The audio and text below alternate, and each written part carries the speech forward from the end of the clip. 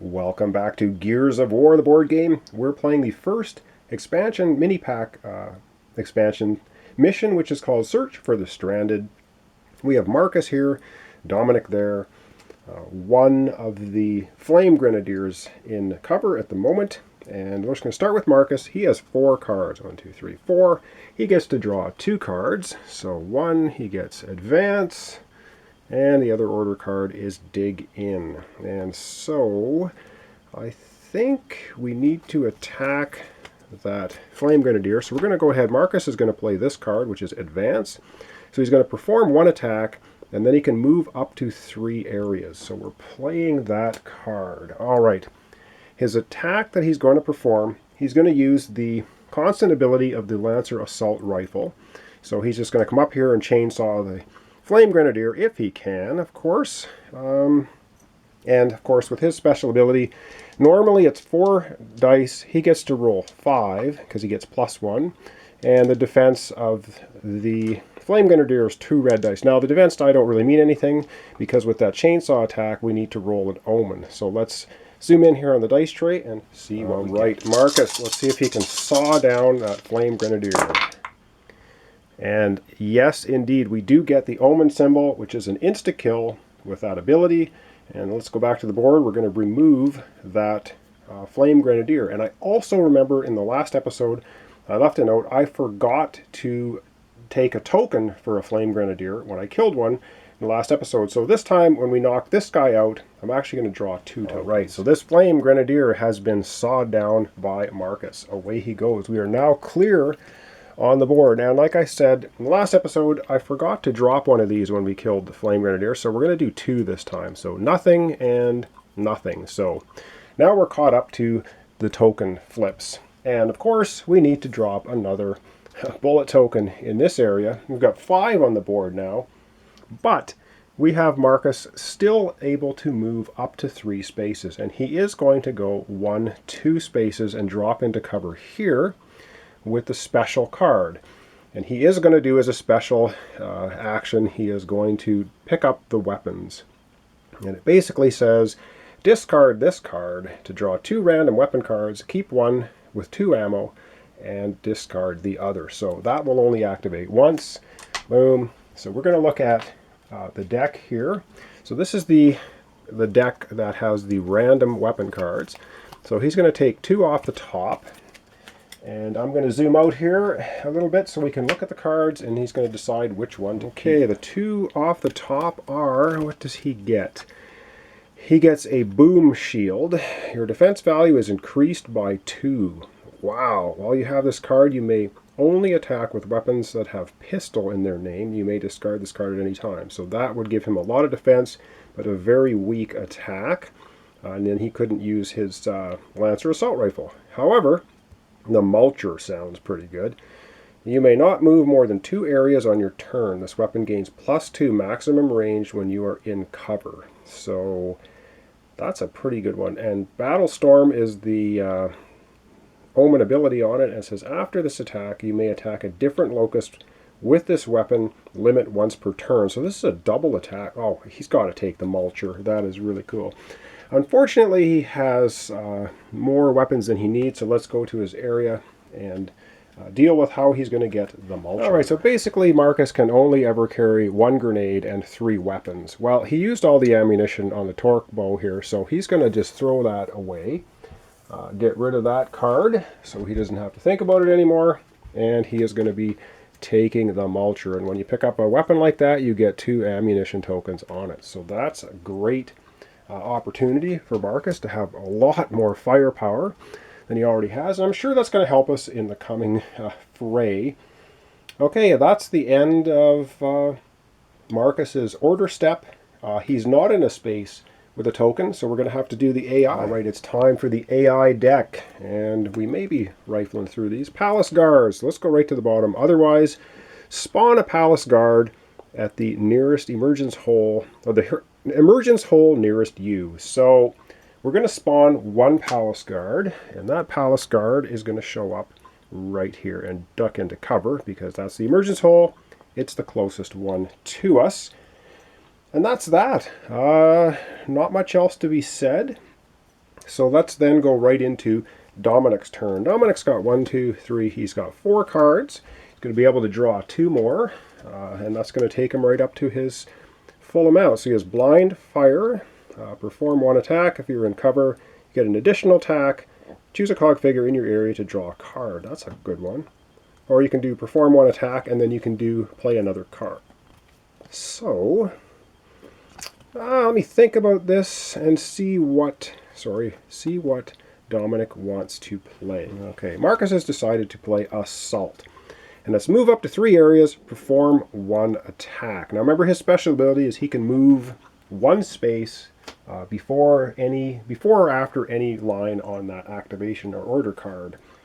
So the first thing he's going to do is he's going to take his special ability, he's going to move 1 space over here. And the reason he's doing that is then he can shoot at this guy who only gets partial cover instead of shooting from here, which would give him full cover. So he's just going to use his Nasher shotgun. And that's going to give him he's going to use the Scorcher. He's going to use the Scorcher because that gives him 2 dice. And if he rolls an omen, it says ignore all defense dice.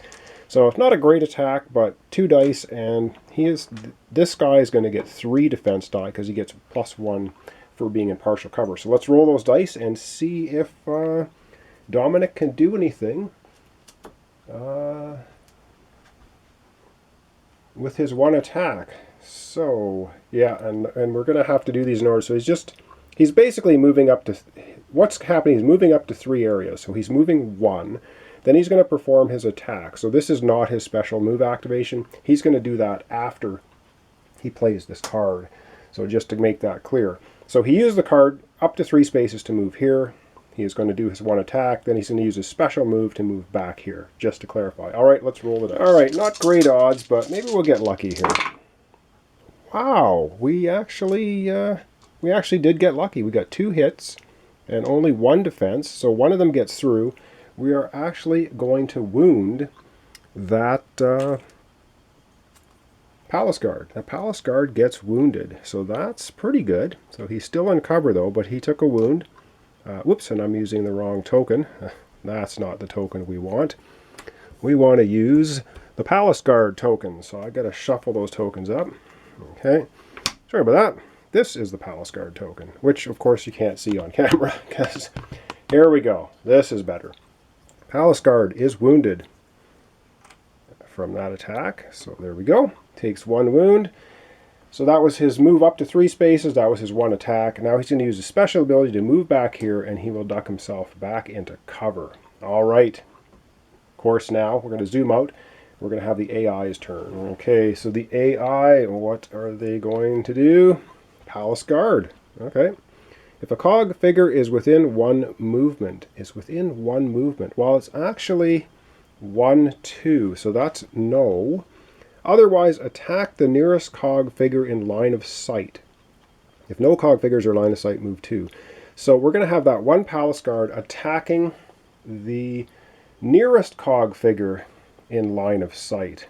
Well, this actually, again, it depends on interpretation. You cannot move through these blue walls. So the nearest one is really going to be Dominic. Because he's 2 away. Marcus is 1, 2, 3 away. At least that's how I interpret it, because you cannot move through there. So Dominic is the target. Palace Guard, the wounded one, is going to fire at Dominic. Dominic is in full cover, relatively comparing that. And that is going to allow... he has no preemptive cards. I don't know if we want to do a preemptive attack. I think we're not going to bother. But Dominic does not have, this is Dominic's cards, he does not have any defense cards. All he has is follow cards for the special icons. So we're just going to have to live with it.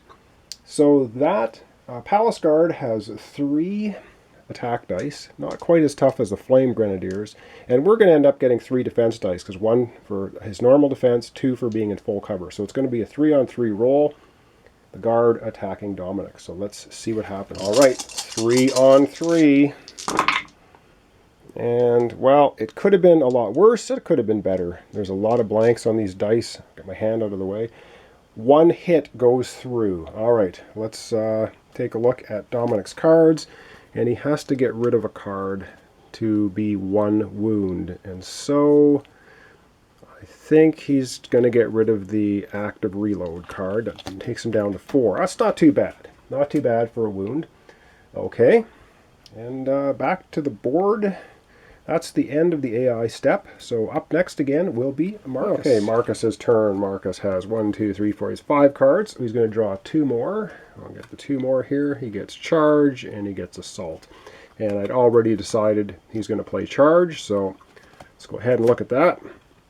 And the charge card says move up to 3 areas. And then you get to perform 1 attack against a figure in your area with a +1 attack die. And yes, we know what we're going to do here. We're going to fire up the chainsaw ability of the Lancer Assault Rifle. So here we have Marcus. He's going to go 1, 2, 3. Now this guy does not get the benefit of cover because they're in the same space. Marcus gets +1 for his special ability using the Lancer Assault Rifle constant ability, which is the chainsaw attack. Doesn't cost an ammo token. Gets a +1 for playing the charge card. Going to be rolling 6 attack dice versus the 2 defense dice for the Palace Guard, and he's already wounded, so let's see if that attack is successful. All right, Marcus in there with the meat saw again, rolling a lot of dice. We only have 5 black dice, we're going to have to re-roll 1 of them and add it together. And doesn't really matter, we'll re-roll this one. But he did roll the Omen symbol, and when you're using the chainsaw ability, the Lancer Assault Rifle, an Omen symbol is an instant kill. And so, yeah, let me just do this. This Palace Guard has been eliminated. Does he drop a weapon? No, he does not. Okay, that's fine. Doesn't drop a weapon, but we do drop 1 of the ammo tokens here. And that's going to be the end of the order step for Marcus, which means we're going to pick up that ammo token, and we're going to add that to the Search for the Stranded card over there, which is going to, I believe, immediately flip over stage 1, and we're going to get ready for stage 2. So before we do Marcus's AI step, we're going to go ahead and activate the stage 1 card. So let's go do that. All right, so this is the stage 1 card. We are now putting the 4th and final token on here, which means this card needs to be flipped over, and I hope we can read that. I might actually, well, let's see. This could be clear enough if I don't mess it up. It says, you managed to find enough intel to lead you to the Stranded's outpost. Okay. You can hear the cries of raging battle, and from the sound of things, your assistance is desperately needed. Okay, that sounds great. Unlock the level 2 location deck and immediately explore it. Ammo tokens remain on the map, but additional ammo tokens may no longer be placed on the map. Then proceed to the next stage. Okay, so we're going to proceed to the next stage. We're going to explore the next section of the board, so we're going to do that right away. Now we're Search for the Stranded stage 2. Special rules, none. And we flip this, says when a cog activates and resolves the equipment on location card 17B. That'll make sense here in 1 second. So we're going to put out 17B, which is the locked card location here, which was down here. This is the locked card location, and we are going to be placing 17B. And it's a special weapon drop location again. And because we are 2 players, we're going to be adding at every spawn point 2 of the Flame Grenadiers. So let's go ahead and get that set up. All right, so a little bit of a long shot. This is a big tile here. So this is the question mark that we want to get to to activate that area. So I'm just going to put that just to the side of the board here so we know that this question mark relates to this card. And we have to spawn on, here's a immersion entry point. There's 2 of them. And we need 2 Flame Grenadiers on each point. So 1 will go in cover here, 1 will not be in cover, and the other 2 are going to be here. 1 will be drop into cover, the other is not. So this room is loaded with loaded with Flame Grenadiers. This was the door that would have led into the area, so it gets removed. And now, yeah, just to cheat a bit, so we're right here, and this is the room that we're going to go into. So we're going to flip the next, we're going to flip stage 2. when we explore that area. Of course, now we have 4 flame grenadiers in here. That could be problematic. So this is the entranceway here through this part. Unfortunately, now it is the AI turn for Marcus. So with that done, let's get to the AI. Okay, here we are, kind of a long shot. It is AI time. And what do we get? Oh, great. We get Flame Grenadiers. If a cog figure is within 1 range, well, that's absolutely not happening. Otherwise, move 2 areas toward the nearest cog figure, then attack a cog figure within 1 range. Well, basically what's going to happen is the Flame Grenadiers are going to move 2 spaces apiece, closer to our cog figures. So this one's going to go 1, 2.